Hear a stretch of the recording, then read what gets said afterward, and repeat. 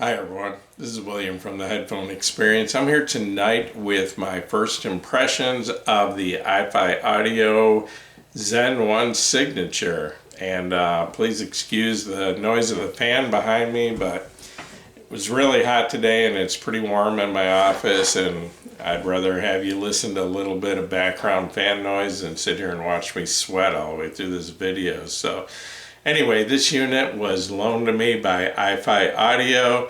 It has a retail price of $349, and I believe you can get it currently at $329. That would be in US dollars. This is a digital to analog converter, and unlike the original ZEN DAC, it does not have a built-in headphone amp or a volume control. This is just a pure standalone DAC, and that's all it does. But that's all it needs to do, because you're going to match this up with something else. Like in the picture behind me, you can see that iFi Audio also loaned me the new ZEN ONE Signature. That's the Hi-Fi Man version. There's a couple different versions with built-in IQs, but anyway, that's the version. So I'm going to do my first impression separately, and then I'll find out from iFi if they want me to do my full review on each one of these separately, or if they want me to do them as a stack. But for now, that's the way I'm listening to them, as a stack, the way you see it in the picture. Anyway, this unit has 4 digital inputs, which would be USB, coax, optical, and Bluetooth. And that's another big difference between this and the original ZEN DAC. The ZEN DAC only had the USB input, and I really like the addition of the coax and the optical. This has 2 analog outputs. The first would be RCA single-ended, and the other would be 4.4 millimeter balanced, and those are both on the rear of the unit. It has 1 digital output, which is through the coax, and that acts as an input or an output according to how you have the switch on the front.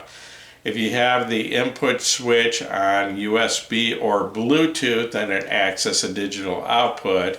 If you have the input switch on optical and coax, then it acts as an input. This unit accepts formats of PCM, DSD, DXD, MQA, and Bluetooth.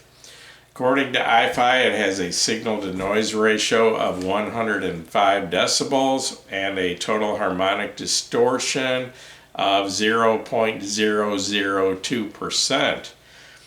This unit comes with a 5-volt external power supply, unlike the original ZEN DAC, which just ran off the USB power supply from your source, your computer or whatever, but this does have its own standalone power supply. And then it also comes with a USB cable, as you can see here, and it comes with an RCA cable to connect it to an amp if you want to use a single-ended outputs. It's pretty basic. It's pretty short. It's only about 18 inches long, but it's plenty long to reach between the two if you want to use it as a stack. And I did want to mention that iFi did send me this really nice 4.4 millimeter to 4.4 millimeter balanced cable, which is what I'm using to connect this to the ZEN ONE Signature that came along with it. So, but this does not come with the ZEN DAC or the ZEN ONE, or I'm sorry, the ZEN ONE Signature or the ZEN ONE Signature. This is an option, and the last I knew, I think this was about $69 from iFi, but it is a really nice high quality cable. And then, well, I'll give you a closer look at the unit here. Starting on the front here, you have your power supply, or your power switch on and off. Then you've got your switch here for your inputs. It toggles through 3 different choices. The first is Bluetooth. The second is activates either the optical or the coax input. And then the third choice over here is your USB input. Then you've got your light here that signals I forget what that signals. I'm sorry, I've messed up this video several times and had to start over. But anyway, it signals your type of input, whether it's PCM, DSD, whatever, through different colors. And then your second light here indicates your sample rate through different colors. But I'm sort of colorblind, so I can tell the colors apart, but I can't tell you what they are, so it doesn't really help me a whole lot. But anyway, for the rest of you, and then your last switch over here on the end, that's to set up your Bluetooth device. Then on the rear here, you start at this end, you've got your 4.4 millimeter balanced output that goes to your amp. And then you've got your single-ended RCA outputs if you want to use those instead. Then you've got your coax, which is in either an input or output, as I explained earlier. Then you've got your optical input and your USB input and your Bluetooth antenna screws on right there. And then this is your plug for your 5-volt external power supply. So anyway, for testing of this unit, and like I said, this is my first impressions, and I've only got maybe 3 or 4 hours on this unit so far. I just got it a few days ago, and I've been really busy with work. It's been a really busy week. But anyway, so far testing it, I've used the USB input coming from my HP laptop or desktop computer.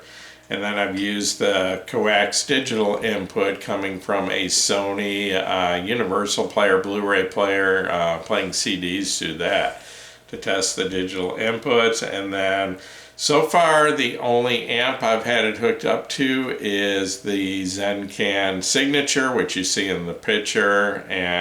But I plan to, as I work on my full review of this, to try it hooked up to some other amps. i5 was nice enough to send me this cable, and I haven't even taken it out of the box yet. I think the box, yeah, it still has a factory seal on it. Well, anyway, this cable here goes from 4.4 millimeter balance to dual 3-pin full-size XLR connections, which will allow me to hook this up to a headphone amp that has 3-pin XLR connections, a balanced amp. Right now the only balanced amp I have is the Audio GD Master 9, but what's really nice about that amp is it has 5 sets of inputs, so I can hook up multiple DACs to it at the same time and switch back and forth and compare DACs 2, 3 at a time. So what I plan to do before I do my full review is hook this up using this cable to my Audio GD Master 9 and then compare it directly to a couple of other DACs I have. One of those would be the Topping D70S MQA version, which is a DAC I really like a lot. It was I thought the best DAC for the money. It's about a $650 DAC. And I've had it for a while now, and I actually prefer it to the more expensive Topping D90 SE. The D90 has sort of an analytical sound, very clean but kind of dry and analytical, where the D70 has a warmer, more like an R2R DAC sound. So anyway, I haven't compared this DAC to any other DACs yet, but I plan to do that in my full review. I want to compare this to the Topping D70. I've got a benchmark DAC 1 I can compare it to, and I've got the Audio GD R8, which is about a $2,000 R2R DAC that is my best DAC at the moment, and I'll even compare it to that and see how it holds up to a DAC that's about 6 times the price of this one. But anyway, and then as far as listening to this, like I said, all my listening so far has been using this stack here as you see it pictured, and I've been using headphones, and more than anything the ZMF Atrium, because I am working on my full review of that headphone right now, which I've been trying to get out for a while, but I want to be really thorough with that because it's one of the best headphones I've ever heard, and plus I'm just really enjoying my time with it. So I've used the ZMF Atrium hooked up to this, and I do have a 4.4 millimeter balanced cable for that, and have been using it from the balanced output of the ZEN can. And then I've also used the Hi-Fi Man Aria, and that would be the version 3, the stealth version.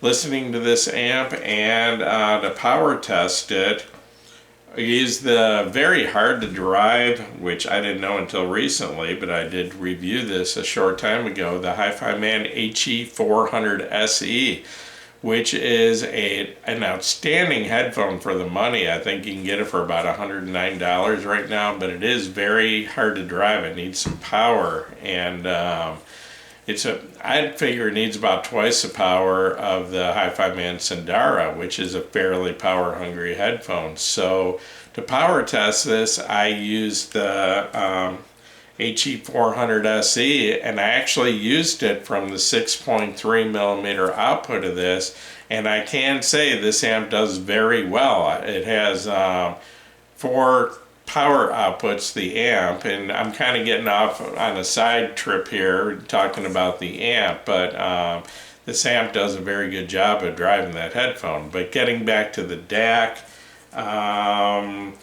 what I use, so I use those 3 headphones, and getting into my first impressions of the sound, I guess what stood out first of all and most of all is just outstanding detail and clarity. It's just very, very clean, very detailed, but I wouldn't say it sounds analytical. It actually has, you know, I don't know.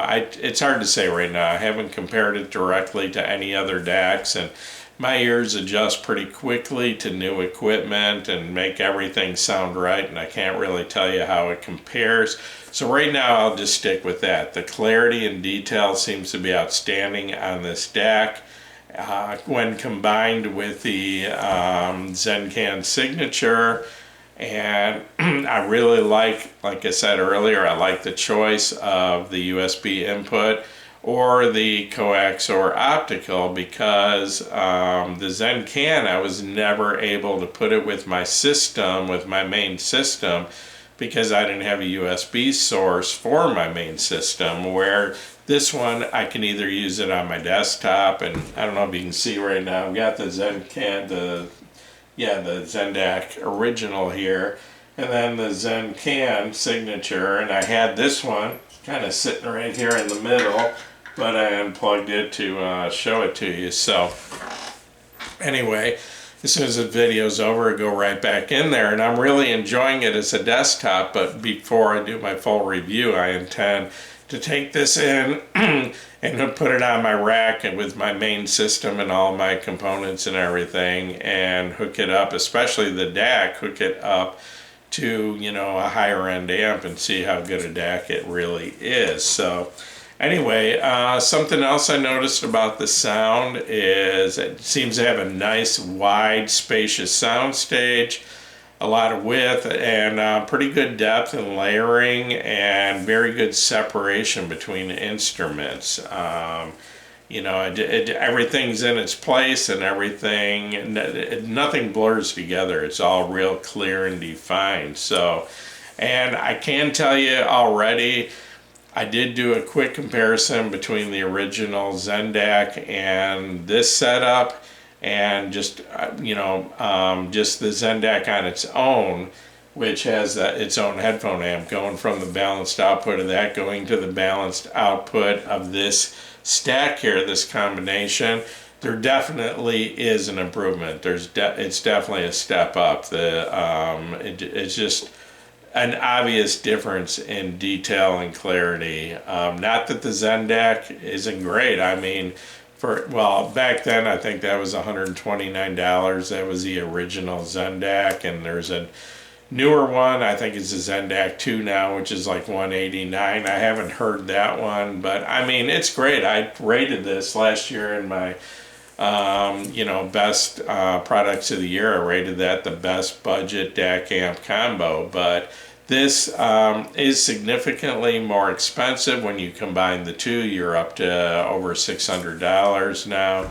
But it's a definite step up. I mean, you can definitely hear the difference between the two. The jump, like I said, just more detail, better clarity, blacker background, just everything about it is better. You know, so it is worth the step up. Anyway, I can't really go for much further with the sound description right now because, like I said, I haven't compared it to anything else. So I intend to do that in the near future and get my full review out. But first, I want to do a first impressions of the amp you see in the picture, the ZEN ONE Signature, and that is the Hi-Fi Man version, the HFM version. And that includes a button that basically has an EQ that is set up specifically for Hi-Fi Man headphones. I think specifically the Drop 4XX or one of them, but all the Hi-Fi Man lower end headphones have a pretty similar signature, and it seems to work good with whichever one I go with. So anyway, that should be my next video, my first impressions of that.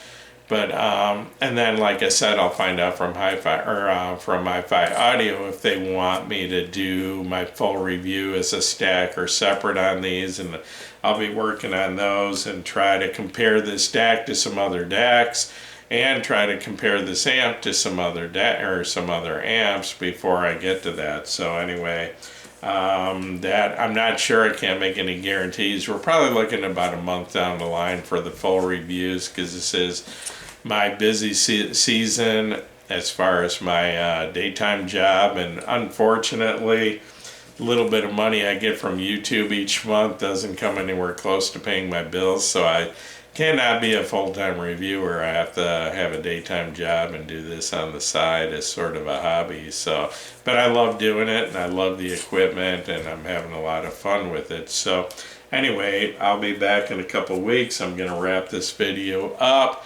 So anyway, if this video helped you, please give me a thumbs up.